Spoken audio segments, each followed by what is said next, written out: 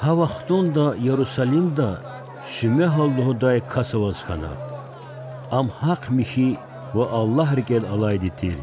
Viçni İsrail gamarikay azacıda yoğutun ol vilalay. Pak rüha katnavay insantir. Rebbi din Mesih viler oldu dokunmaz viçriqin tiyidaydı adaz pak rühti lahanvay.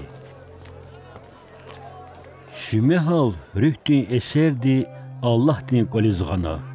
Çpin bitsek batal Musa din kanunda kalurnavay kaydayar qiliz akudiz. İsa din dideni buba Allah din koliz hakayla. Sümehala aburvay ayol kaçuna giler olquna Allah din şükrarvuna volahana. Zazgayıgah vuna qiliz akudna. Veri ihtiyarin iyesi. Gilana zaz ruhsat guda. Zivileriz vilik viri halqarin nahzoray xilas volakuna. Har sa halq diz reh qalurday ek guda. Vi halq İsrail dolgida ada barkalla. Ayol din bubani dide adakay avur ihtilatri mehtelarnay.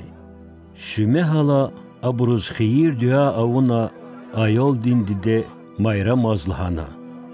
İnhe i ayol dikay İsrail'da gzahbur ağuz ve vinis hunin sebep jada.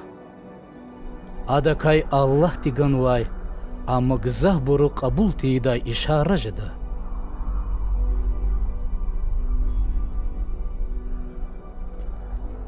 Ha idol di aburun rikera vuçavata çok jada. Vazlahayta rikatay qont ar jada.